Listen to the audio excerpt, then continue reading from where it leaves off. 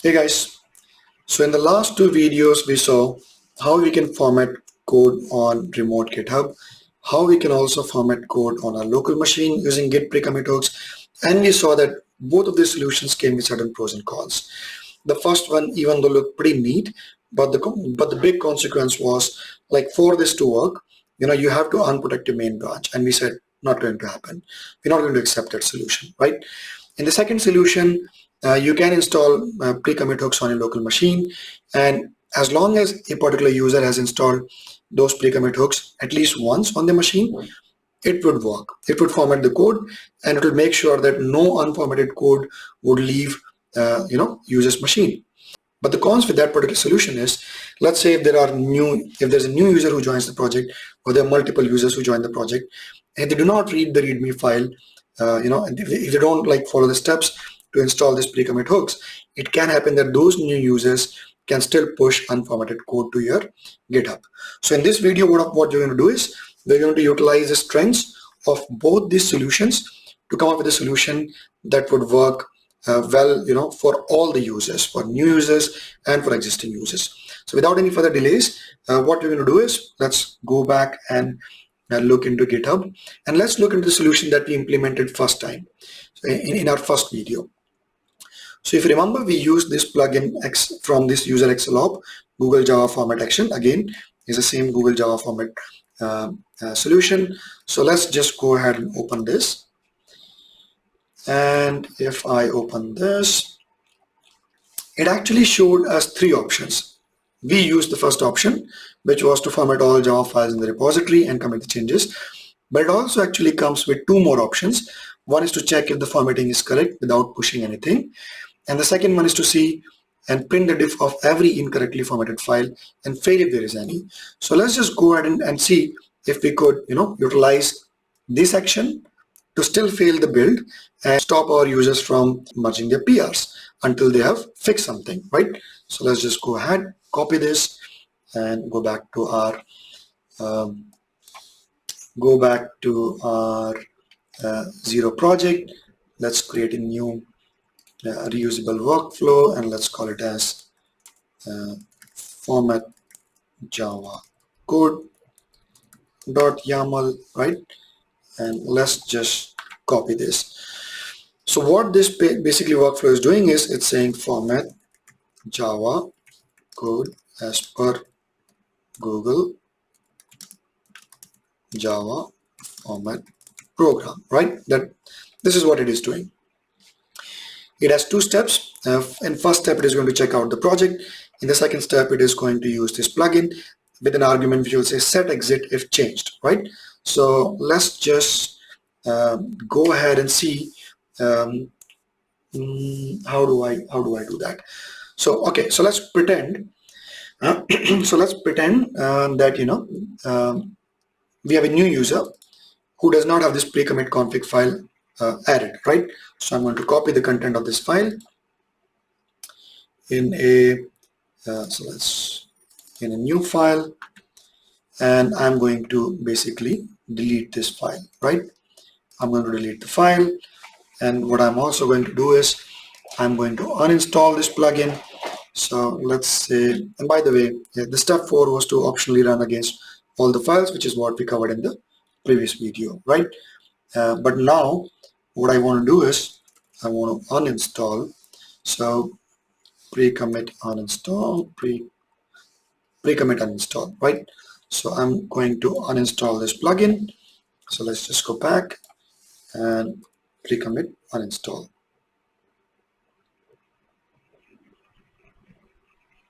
Okay, pre-commit is uninstalled. So now we have a user who does not have this file, or maybe who has the file but who never installed this plugin, right? And for this particular user, let's remove this. We're going to say if the code is not formatted, exit it. So let's say we go to sandbox class again, and let's make it ill-formatted again, right? And let's go back to Visual Studio Code. In fact, we don't even have to remove this file, because let's in fact restore the file, because the only thing that we need to do is basically not have that plugin. So format Java code. Okay, so let's add this test and box. Cool. And let's say adding a step to check if Java files are formatted or not. So commit it. Let's open terminal. Let's push our changes. Control C, Control V.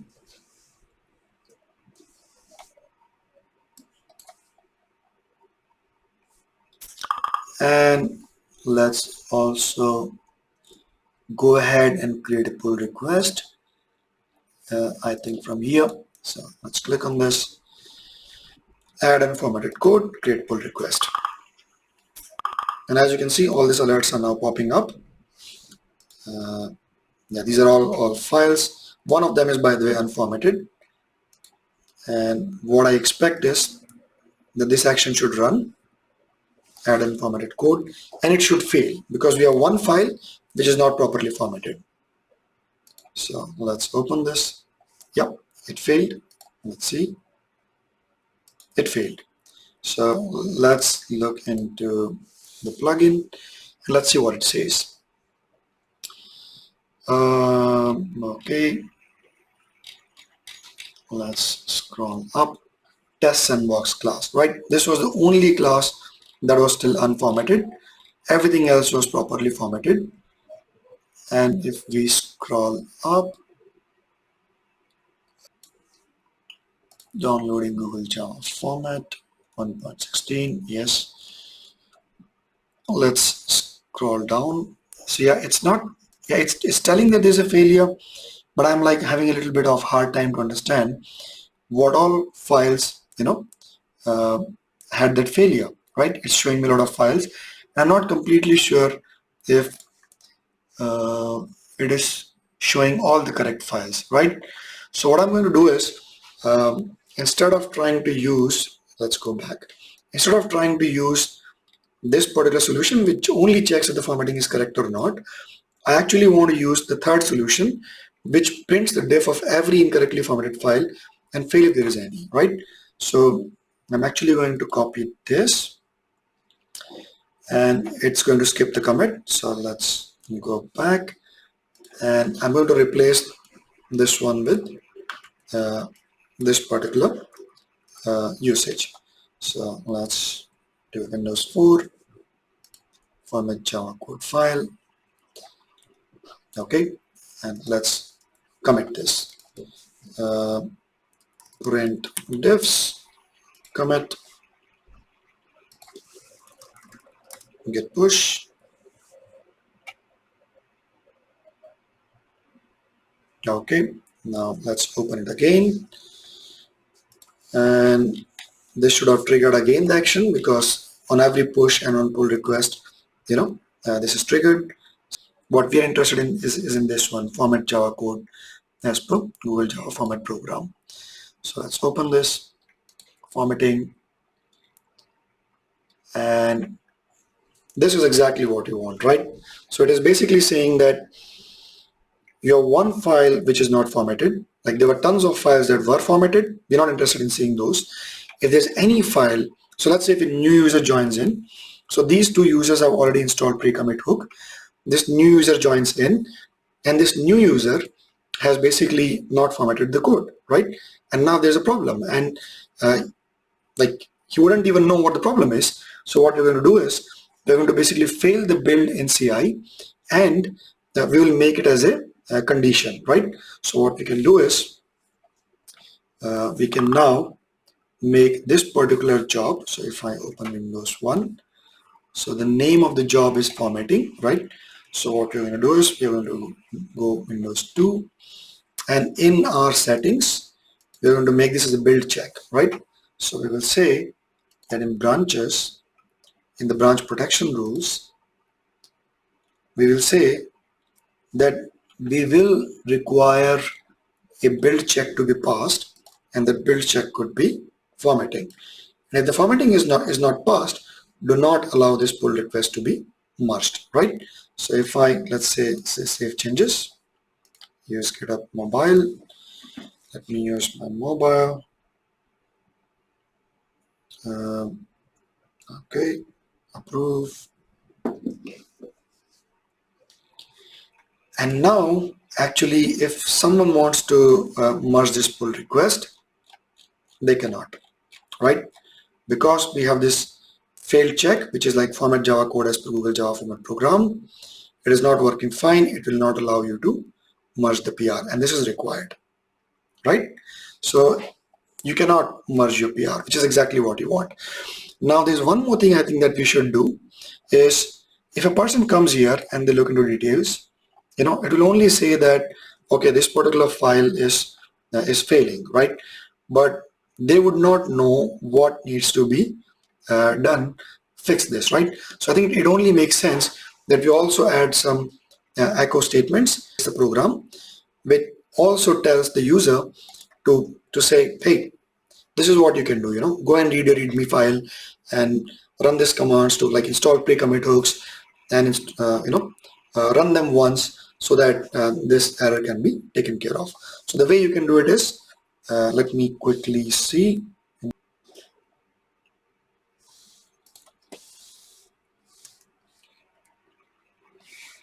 So let's see if we can run multi-line commands here.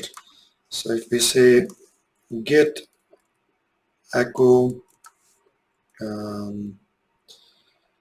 let's say please install, please read the readme.md file and install pre-commit hooks to properly format the files and resolve this error. Okay, so if I open Visual Studio Code now, Visual Studio Code is fine, right? I have added an echo statement, and then after this echo statement, it's going to basically print all the differences. So let's see, let's add this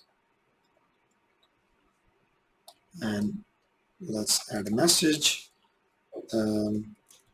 Adding a message,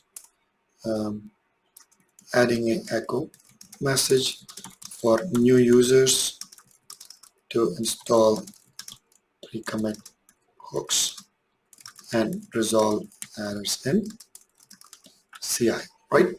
So let's commit this. Let's push the change, git push,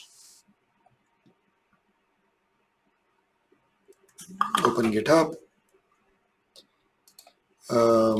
Let's go back. Let's look into actions. And this time it's running fine. Format Java code. This one is running. Let's see what happens. Formatting, print diffs.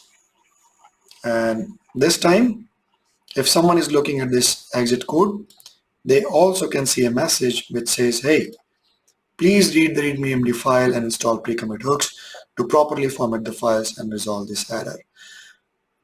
And if the team members are still not reading this particular message, they will contact the already existing members, right? And then they could show them like how it needs to be done. But then they can also point out and say, hey, you could read the log. The solution is there. So I think with this, as you can see, that we tried to make use of the best of both solutions. So like this, with this particular solution, we are still preventing any new user from pushing ill-formatted code to our main branch. With this solution, we are making sure that no ill-formatted code ever even gets committed on your local machine, or it ever gets committed to your remote branch. So with this video, I think we can conclude it. Now we know like how to utilize the strengths of both solutions to create a solution which will scale for existing users and for new users, and which will ensure that no ill-formatted code ever finds its place into your GitHub. Okay, thank you guys. See you in another video. Cheers. Bye-bye.